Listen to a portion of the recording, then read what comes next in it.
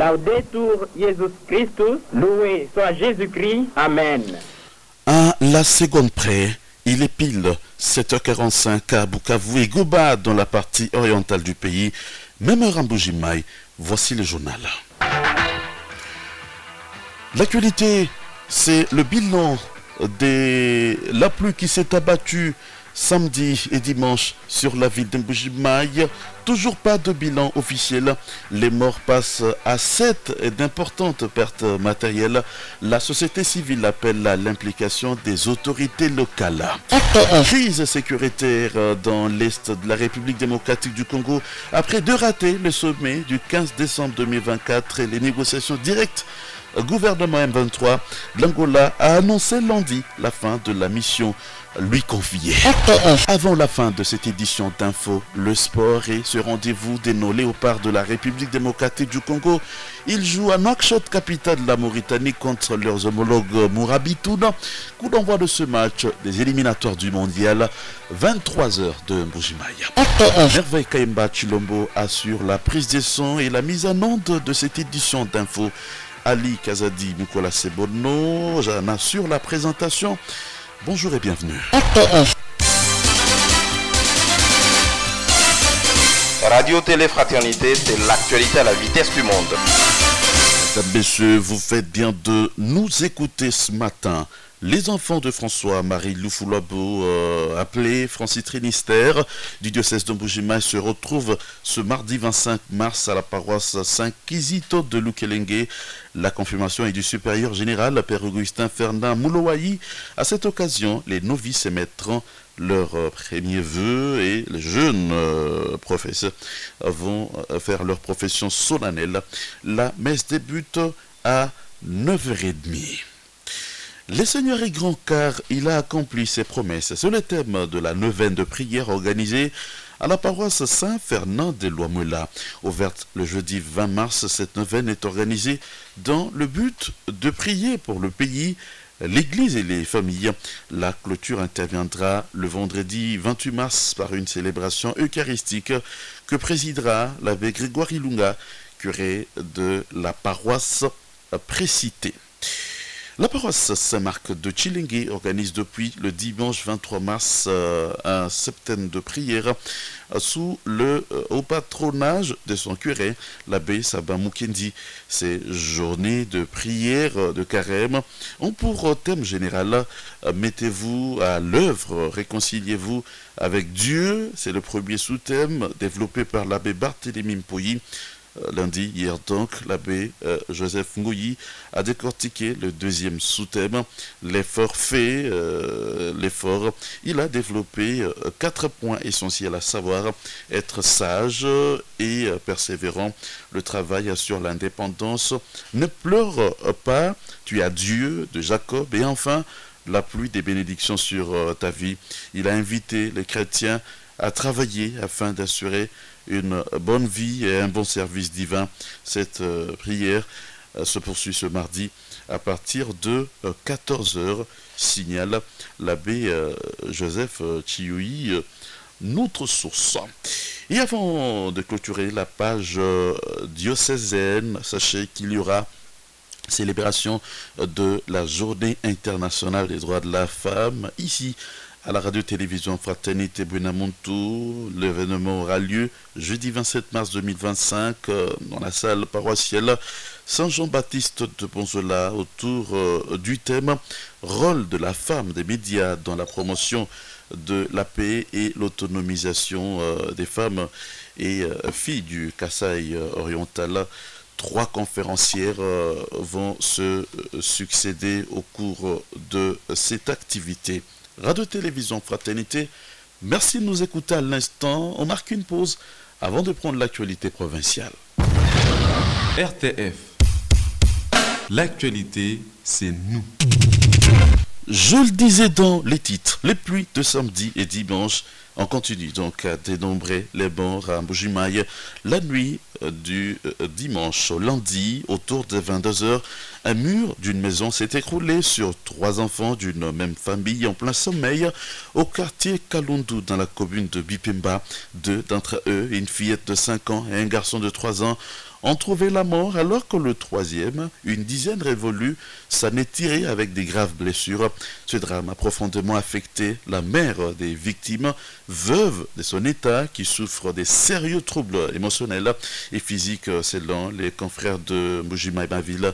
Hier, pendant la journée, le corps sans vie d'une dame qui habiterait le quartier Dubaï a été repêché des eaux de la rivière Bilangi, ce qui porte à 7 le nombre de morts enregistrés par Buenamontu. Et pendant ce temps, pas de bilan officiel jusqu'ici. Mais hier, après les sinistres causés par la pluie torrentielle du samedi dernier, la RTF s'est intéressé lundi donc aux dégâts causés dans le quartier Bonzola 2. Sur place, au premier regard, c'est un véritable désastre qui a plongé les habitants de ce coin dans un désespoir total. Quelques-uns rencontrés, tout bouleversés, racontent ce qui leur est arrivé. On les écoute au micro de votre radio.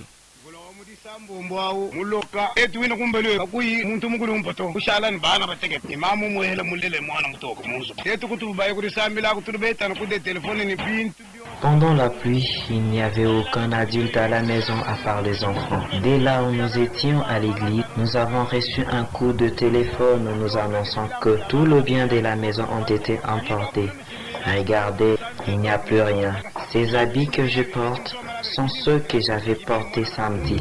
Nous avons tout perdu. Assiettes, uniformes, tout nous avons perdu. Toutes les maisons, vous le voyez, elles sont détruites. C'est le canal qu'on appelait de la Sogako qui a cédé. Mal reconstruit, il n'a pas supporté les eaux. Voilà aujourd'hui. Regardez les dégâts.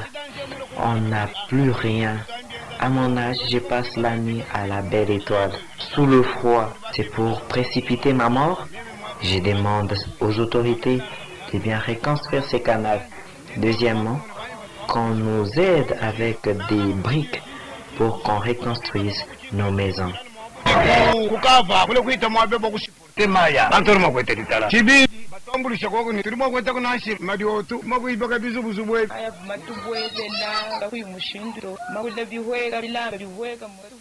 Nos maisons ont été inondées. Tout a été emporté. On n'a plus rien. Que l'État nous vienne en aide. On ne sait pas par où commencer.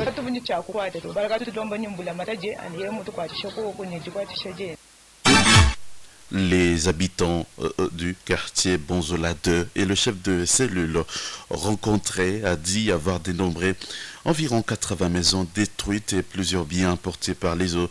À en croire Mukendi Badimwena Dieudonné, le débordement des eaux qui a donc provoqué ce drame serait dû aux constructions anarchiques du terrain Mintembele.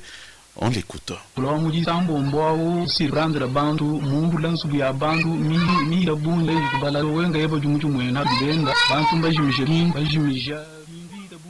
La pluie du samedi a surpris les gens. Elle a détruit beaucoup de maisons. Vous êtes témoins. Les gens ont perdu beaucoup de biens. Ce qui est à la base, c'est la vétusté du canal. Ils n'arrivent plus à supporter les eaux de ruissellement. Si vous observez, les constructions anarchiques des Mintembela n'ont pas de canalisation. Toutes les eaux qui viennent de là se déversent dans ces canaux qui n'arrivent pas à les supporter. Nous en appelons à l'intervention des autorités, qu'elles viennent en aide à ces familles sinistrées. Beaucoup de familles sont en l'air et ressemblent aux refoulés. Que les autorités agissent en urgence en envoyant de l'aide et en reconstruisant ces canaux.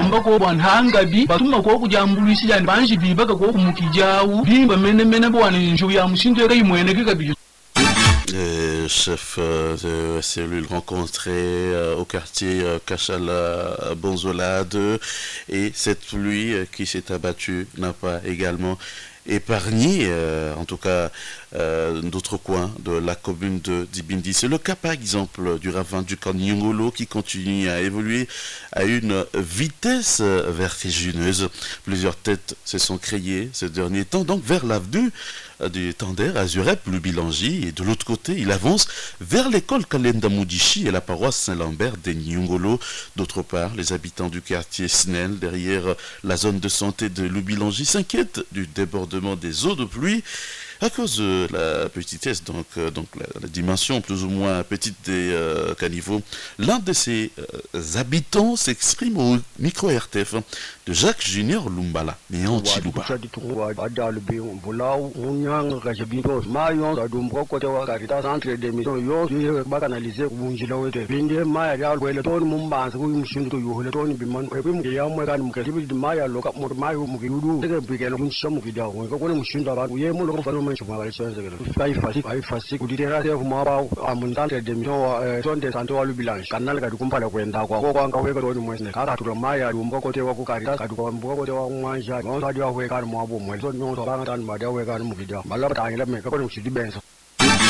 Et cet habitant du quartier Snell et donc qui demande l'implication des autorités pour une solution rapide. Et au quartier Lusamba Mukendi, là, le constat est également alarmant. Une érosion, en tout cas, progresse à une vitesse inimaginable et elle a englouti samedi une autre parcelle. Ce ravin est situé à proximité donc de la paroisse catholique Saint-Bangatuzinde à l'Institut Boupekele. En tout cas, cette érosion s'est intensifiée, mettant en péril non seulement les vies humaines, mais aussi les infrastructures locales. Des familles entières sont désormais contraintes de fuir leur maison, craignant pour leur sécurité. Certaines donc parcelles de terrain ont été déjà entièrement dévastées. Et la situation continue à se détériorer rapidement. Et des chrétiens catholiques que nous avons rencontrés disent ne plus être à mesure d'atteindre donc la paroisse Saint-Bangatuzinde. C'est donc un dossier à suivre. Mais on reste dans la même veine. Réaction après les dégâts causés par la pluie torrentielle de samedi dernier. Du côté gouvernement provincial, l'on affirme avoir dépêché une équipe sur terrain pour dénombrer les victimes et évaluer les dégâts. C'est ce qu'a confié à RTF le ministre en charge des Affaires sociales. Dr Daniel Kazadi a promis de descendre personnellement sur terrain. Et par contre, du côté de la société civile, on se solidarise avec les sinistrés et déplore en même temps l'indifférence des autorités. Nicolas Mbilla, militant du mouvement citoyen Lutte pour le changement, Lucha, attire l'attention des autorités sur la qualité des travaux en cours et ceux déjà exécutés dans le cadre de la voirie urbaine. Il les appelle à un suivi rigoureux pour éviter le pire pendant le mois d'avril réputé mois de forte pluviométrie. On écoute Nicolas Mbilla. D'abord, toute notre solidarité avec les familles affectées par ces désastres causés par les pluies diluviennes qui ont touché la ville d'Mbujimayi ces dernières heures. Nous déplorons le silence des autorités qui frisent une forme d'indifférence, pas même en fait des descentes sur terrain pour compatir avec les sinistrés, mais en même temps, les constats qui est fait par des observateurs sur terrain, que ce soit la presse, c'est qu'il y a en fait des constructions inconséquentes qui laisse des caniveaux sans issue, ce qui met en danger des vies parce que cela déverse l'eau dans la population. Et cela pourrait causer encore beaucoup plus de dégâts lorsqu'on sait que les mois d'avril arrivent souvent avec beaucoup de pluie. Donc il est essentiel que les travaux qui sont en train d'être effectués ne se fassent pas de manière hasardeuse, que ce soit des travaux vraiment intentionnels qui soient en mesure de donner à la ville des infrastructures qui ne deviennent pas problématiques pour la population, mais que ce soit des infrastructures qui soient à mesure d'assurer des conditions de vie sécurisantes pour la population. Sinon, si ça continue comme ça sera des travaux à usage unique et ça n'aidera aucune cause, ni la population, ni la ville, personne ne sera servi. Donc il est essentiel que les autorités ouvrent l'œil et les bons pour suivre en fait que les entreprises qui exécutent les travaux soient vraiment redevables en termes de la construction conséquente et responsable. Nicolas Mbilla, militant du mouvement citoyen Lutte pour le changement. Et nous changeons de chapitre maintenant. Le gouverneur de province Jean-Paul Mboubokapo, au nom de son gouvernement, organise à partir de ce mercredi 26 mars 2025 une journée de sensibilisation de la population est-kassaïenne au paiement de l'impôt foncier SLU sur les revenus locatifs exercice 2025-2026. cadre choisi, la salle des spectacles du club de la minière de Bakwanga. L'objectif est d'appeler les assujettis et donc les contribuables à s'acquitter de leur devoir fiscal, a dit Nestor Mpanda Kamunga, directeur de la DGRCAOR, la régie financière du Kasaï oriental. On l'écoute sur des propos recueillis par Jean-Michel Kabangou. Nous annonçons à la population du Kasaï oriental que son Excellence, Monsieur le gouverneur de province du Kasaï oriental, a prévu une grande activité de sensibilisation où il va intéresser et parler à sa population par rapport au paiement des taxes et impôts. Surtout, il va beaucoup parler de l'impôt foncier et l'impôt sur les revenus locatifs. Je pense, si vous passez dans les différents ronds-points, vous allez voir déjà les calicots qui sont déjà placés toujours dans ce cadre-là de sensibilisation. Dès ce mercredi, il y a une grande activité qui est prévue. On va assister à une caravane motorisée. Vous allez voir aussi des véhicules qui vont passer avec le message de sensibilisation. Donc notre population doit comprendre que payer l'impôt, c'est assister et contribuer au développement de notre province. Nestor Mpanda Kamunga, lui qui est directeur provincial de la DGRCAOR. Le centre multifonctionnel Genre organise du 28 au 31 mars la première édition de la foire entrepreneuriale Genre et le premier salon de la femme est-kassaïenne dénommée Mukajiwa Chitembu. Nous vous proposons ici la lecture du communiqué annonçant cet événement. Communiqué.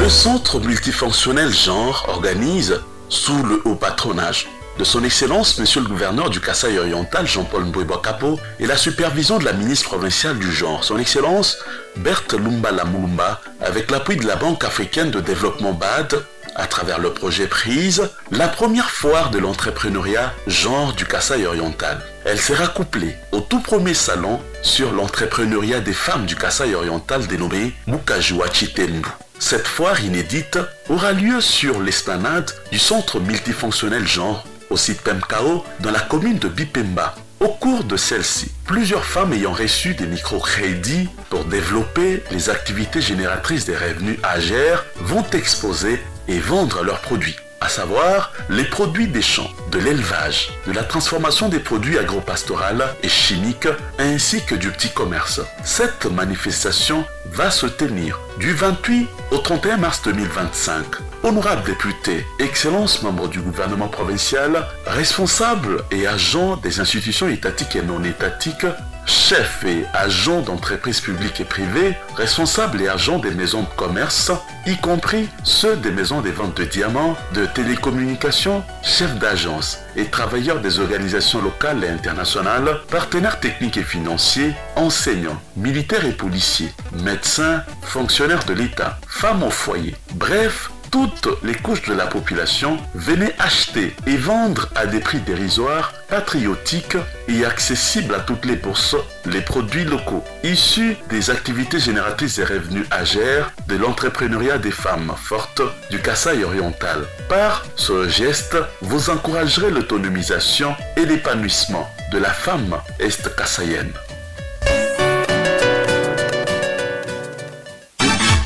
Ce communiqué donc annonçant la première foire de l'entrepreneuriat Genre couplé au salon de l'entrepreneuriat des femmes du Kasaï oriental.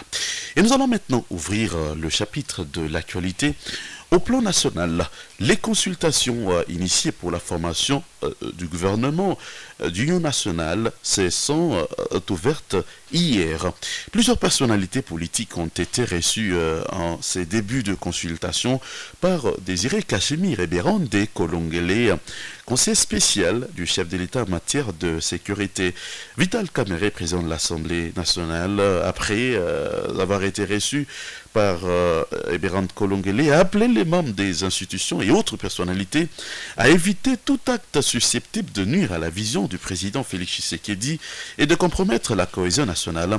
Selon le président national du parti politique Union pour la nation congolaise UNC, le gouvernement d'union nationale en perspective doit également s'atteler à résoudre la crise sécuritaire dans l'est du pays.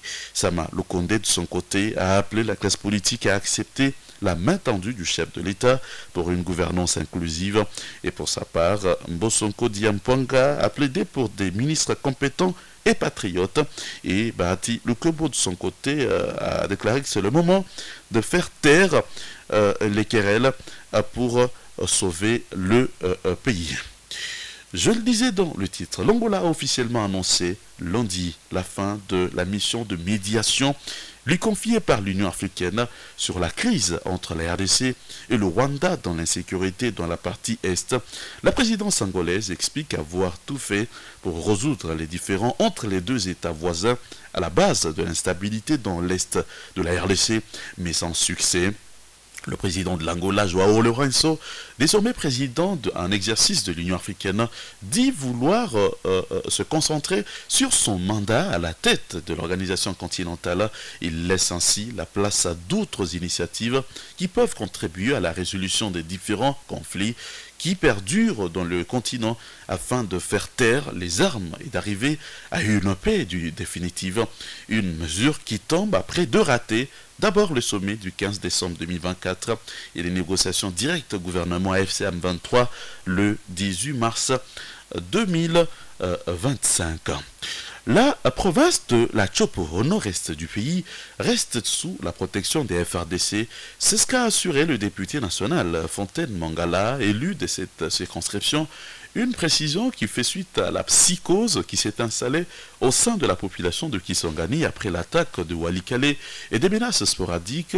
Ce député a par ailleurs souligné les efforts renforcés du gouvernement et de ses partenaires en vue de parvenir à une résolution pacifique du conflit. Aussi est-il appelé à la vigilance et à l'étroite collaboration avec les services de sécurité en cette période de guerre. Le général Chelikonza Nduru, chef d'état-major adjoint chargé des renseignements et opérations des forces armées de la République démocratique du Congo FRDC, a foulé le sol de la ville de Bunia, chef-lieu de la province de l'Ituri, ce lundi 24 mars 2025.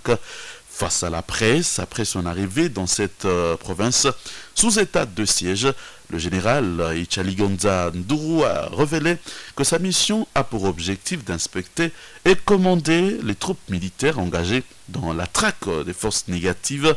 Par l'occasion, le numéro 2 des FRDC va rencontrer la hiérarchie de l'armée ougandaise, les l'UPDF, qui est présente dans cette partie nord-est du pays dans le cadre des opérations conjointes. Sa présence à Ituri intervient au moment où la province est déchirée par l'insécurité orchestrée par des groupes armés dans les territoires d'Irumu, Mambasa, Djougou et Mahagi, mais aussi des menaces du chef d'état-major de l'armée ougandaise et fils de Museveni, le général Kainerugaba Muhoozi. Dans ses récents tweets, Kainerugaba Muhoozi menacé d'arrêter même le gouverneur militaire de l'Ituri et conquérir la ville de Kisangani, chef-lieu de la province de la Chopo, voisine de l'Ituri. L'harmonisation des opérations et une communication autant importante des opérations Shuja que mènent les FRDC et UPDF sont attendues par la population, estime des observateurs, qui se rappellent des affrontements des affrontements qui ont opposé la semaine dernière l'armée ougandaise aux miliciens de la Codeco dans la région de Fataki, où des morts ont été enregistrés de part et d'autre. L'armée ougandaise est dans la province de l'Ituri depuis novembre 2021 dans le cadre de la mutualisation des forces avec les FRDC afin de traquer les rebelles ougandais des forces démocratiques et alliées à DIF dans le territoire d'Irumu il y a quelques semaines. Note nos confrères de 7sur7.cd, ces mêmes UPDF ont été déployés à Bunia avant de faire Mahagi et Djougou. Une pause s'impose avant de prendre le sport. Fraternité Sport, le journal des sports.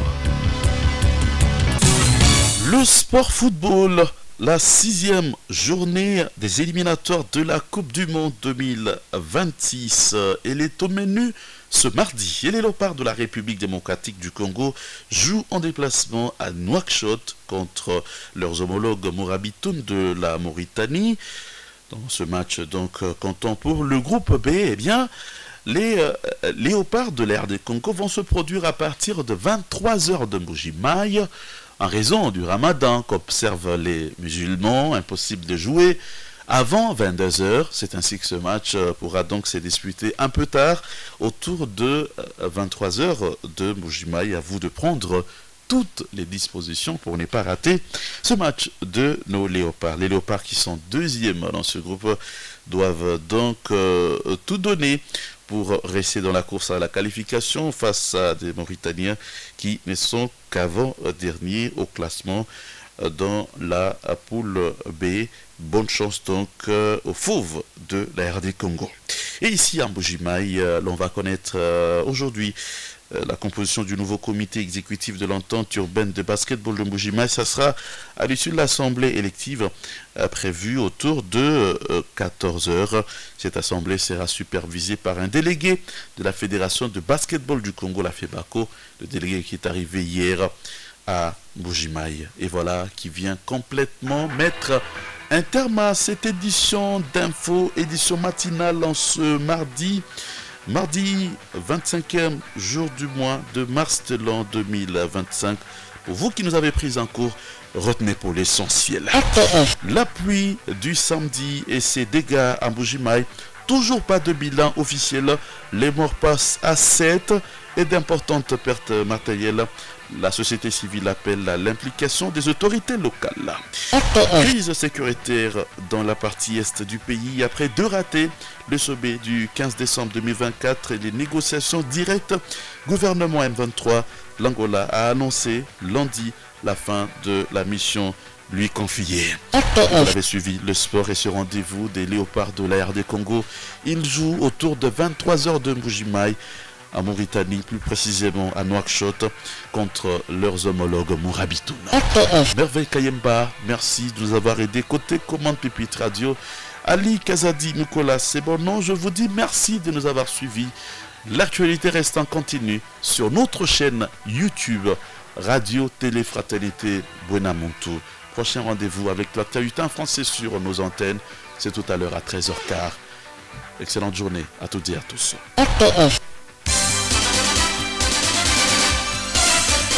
Radio Télé Fraternité, c'est l'actualité à la vitesse du monde.